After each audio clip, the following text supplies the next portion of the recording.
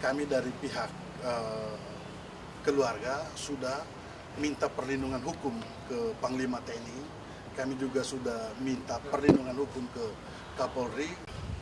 Eras Musbawo yang diduga melakukan penculikan. Pertama yang saya mau sampaikan untuk permohonan maaf kami kepada keluarga korban. Semoga persoalan ini penyidik Polda Metro Jaya segera mengungkap motif dan pelaku utamanya. Begitu. Mungkin ada pertanyaan dari teman-teman wartawan. Jadi Eras Musbawo ini diperintahkan oleh otaknya itu atau bagaimana, Bang? Oh ya, ini hal-hal yang seperti ini yang kami mau sampaikan karena adik kami Eras ini diminta untuk menjemput paksa. Nah, di mana pada saat adik kami Eras dan kawan-kawan menjemput di waktu sore, setelah penjemputan dengan cara paksa itu dilakukan, ada perintah dari oknum yang namanya F itu untuk diserahkan di daerah Jakarta Timur. Nah, ada jeda waktu pada saat dijemput paksa dengan diserahkan itu. Setelah diserahkan, keempat pelaku penjemputan paksa ini mereka udah selesai tugas dan mereka pulang. Setelah mereka pulang, kurang lebih jeda waktu berapa jam setelah itu, mereka dipanggil lagi untuk mengantar pulang si korban. Nah, pada saat waktu ketemu lagi, disitulah bahwa mereka melihat korban ini sudah tidak bernyawa lagi. Tapi yang menjadi catatan kami di sini, pada saat mereka mengantar itu, mereka juga dalam tekanan. Dan mereka salah satu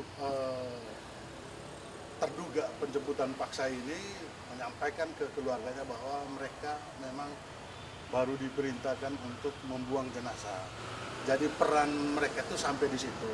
Tapi yang saya mau sampaikan di sini bahwa atas peristiwa pidana ini ada 3 klaster. Itu klaster pertama, itu setelah kami dapat informasi dari penyidik dan dari intelijen kami bahwa klaster pengintai, klaster penjemputan paksa, sama eksekutor. Nah, kami terputus di pengintai sama eksekutor. Nah, adik-adik kami ini mereka perannya hanya untuk menjemput paksa dan memberikan ke mereka, seperti itu. Untuk eksekutornya sendiri diketahui nggak ciri-cirinya atau gimana? Karena ini dalam proses penyelidikan terhadap perkara ini, kami dari pihak keluarga sudah minta perlindungan hukum ke Panglima TNI. Kami juga sudah minta perlindungan hukum ke Kapolri karena ada dugaan oknum seperti itu. Nah, oknumnya dari mana kami tidak tahu, tapi ini masih dugaan, kurang lebih seperti itu.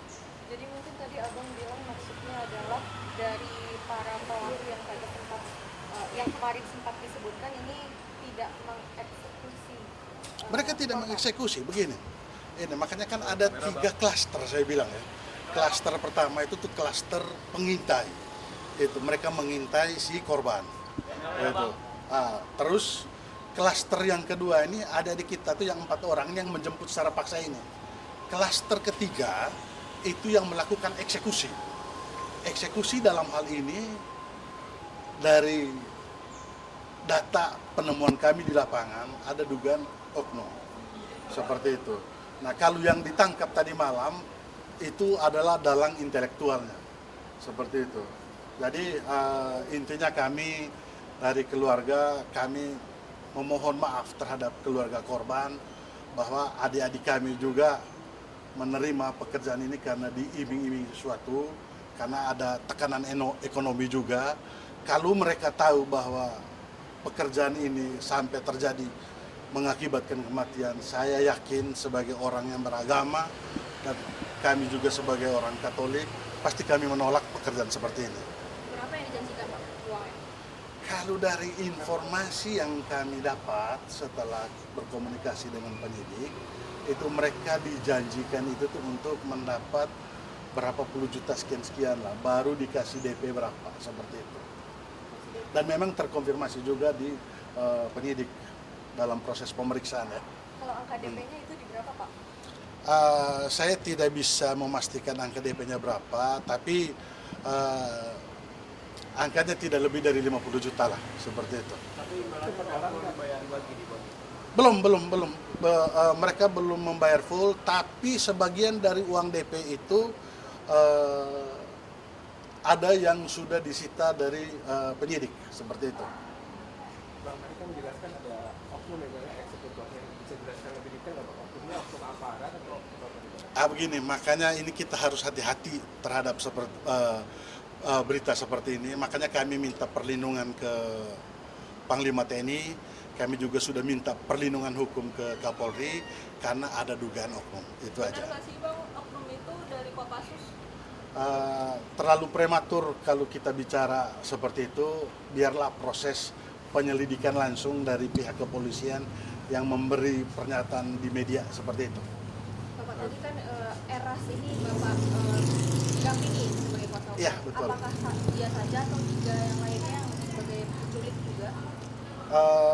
Yang pasti mereka ini 4 orang semua kita yang pegang, seperti itu. 4 orang ini berarti ya? Iya, betul.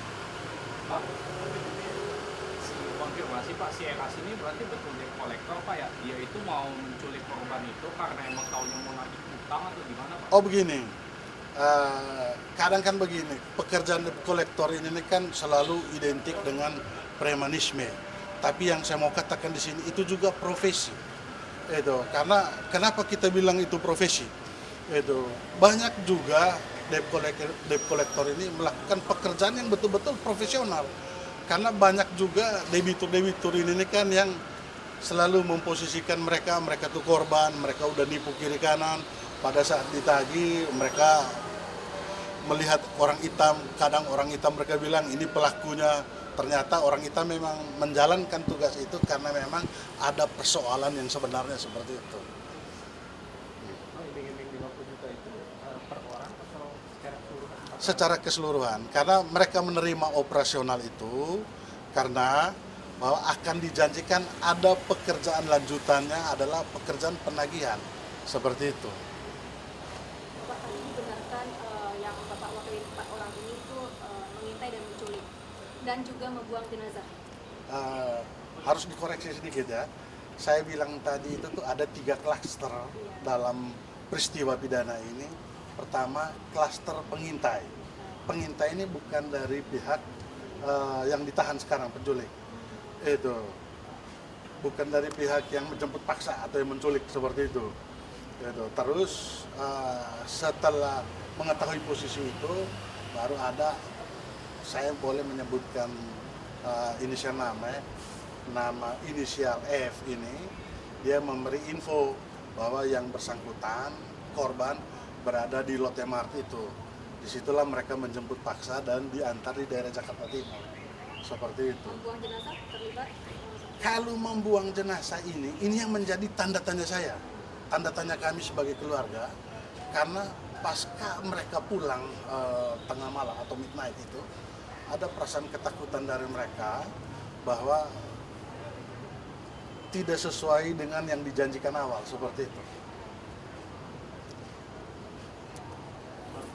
Ada informasi kalau penculikan ini juga dari orang dalam orang korban.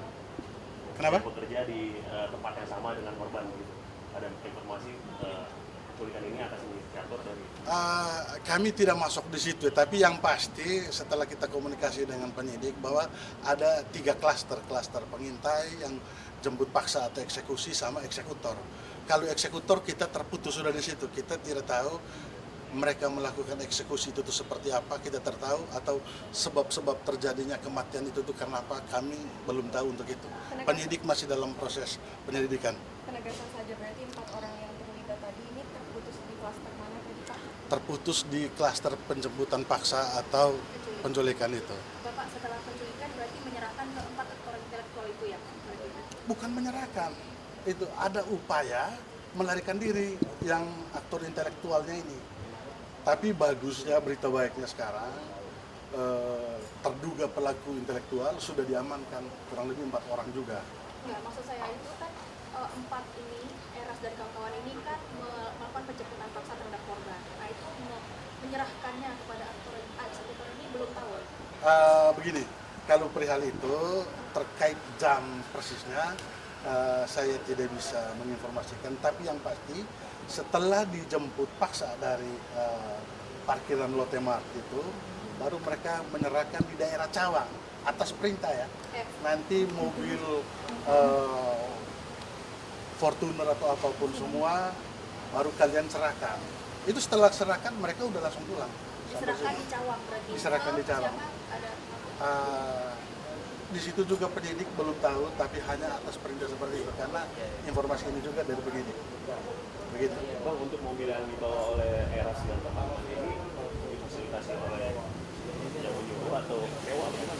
Kami belum masuk sampai di situ ya. Itu hanya kami datang sekarang bergerak cepat, ini intinya kami mengetuk pintu hati keluarga korban untuk permohonan maaf kami dan berbelasungkawanya kami.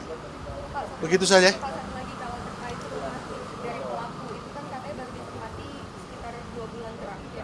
Iya. Sebelumnya dari 4 orang tersebut memang tinggal di mana dan kenapa kemudian pindah ke tempat tersebut? Ada kaitannya kah sama? Oh tidak, itu tidak terkait. Itu informasi sesat seperti itu tuh. Pak, dari keempat tersangka ini ada hubungan keluarga Pak atau rekan kerja dengan korban? Kalau yang 4 orang ini yang klaster penjemputan paksa ada hubungan keluarga. Itu. Kita sama-sama dari sana. Ada 3 Flores, 1 dari Maluku. Gitu. Kalau dengan korban maksudnya ada hubungan kah atau tidak saling kenal? Kalau ada hubungan keluarga kan logikanya kan tidak mungkin kan. Itu. Maksudnya rekan kerja Pak? Enggak.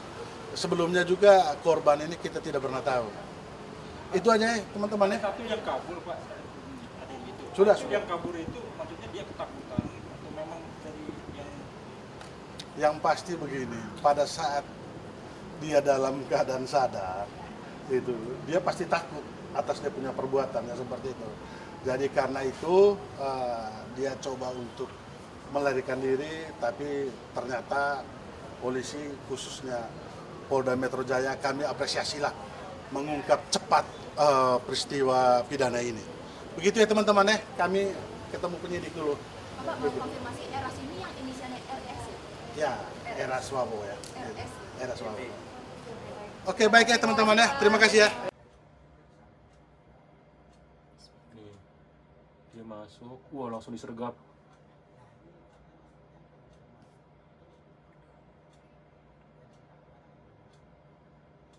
Nah, Pak Baskoronya ini curiga di sini. Itu Pak Ilham. Nih, dia masuk, wah langsung disergap.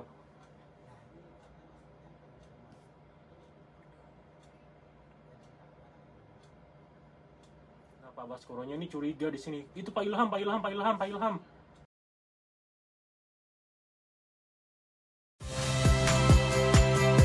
Saya Friska Clarissa. Saksikan program-program Kompas TV melalui siaran digital, pay TV, dan media streaming lainnya. Kompas TV, independen, terpercaya.